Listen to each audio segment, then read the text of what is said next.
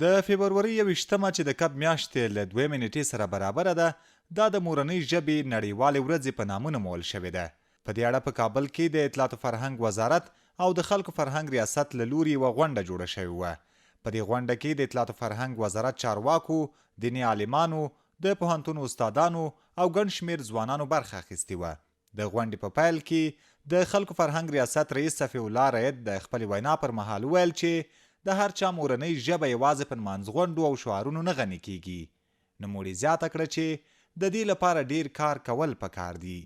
ژبه په نمانځغونډو، نارو او شعارونو یوازې نه غني کیږي، بلکې د ژبې غنامندي د آثارو په پنځونو کې نغښتې ده. که موږ او تاسو د خپلې مورنۍ ژبې د قدردانۍ په پار فرهنګي، ټولنیز، تاریخي او نورو برخو کې خپل آثار تخلیق کړو، خامخا به مو ژبه د نورو ژبو ویونکو لپاره مهمه ګرځولې وي. په دې غونډه کې په خپل وار سره دیني عالمانو او د پوهنتون استادانو هم د مورنۍ ژبې په ارزښت او غني کولو خبرې وکړې. همداراز د اطلاعات او فرهنګ وزارت د هنر او فرهنګ معین مولوي عتیق الله عزیزي هم د غونډې ګډونوالو ته وینا وکړه. نوموړي وویل په افغانستان کې هغه ژبې چې مشهورې یا مشهورې نه دي، خو د افغانستان په قوانینو کې دا شته چې دولت مجبور دی د ویونکو لپاره د دوی په خپله مورنۍ ژبه د زده کړو زمینه برابره کړي.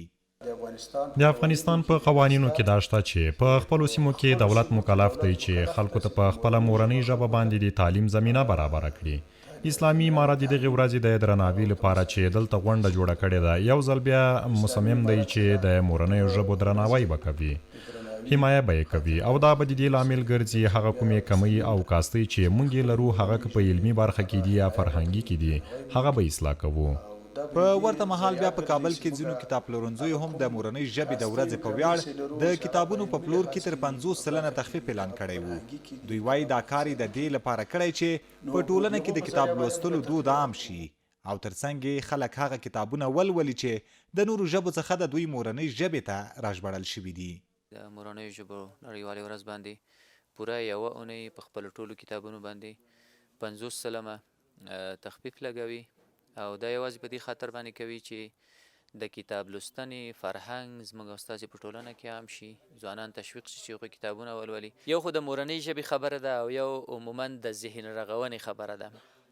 که چیرې موږ په نورو ژبو کې کتابونه نشو لوستلی یا داسې اغیزناک اثر نشو پکې پیدا کولی یا لوستلی یا په هغو ژبو باندې نه پوهېږو، تر ټولو ښه لار دا ده چې زموږ خپلې مورنۍ ژبې ته په دغه برخه کې کوم ښه او غوره کتابونه ژباړل شوي دي، هرومرو باید هغه ولولو او خپل ذهنونه پرې ورغوو او خپله سمه لاره پرې پیدا کړی شو.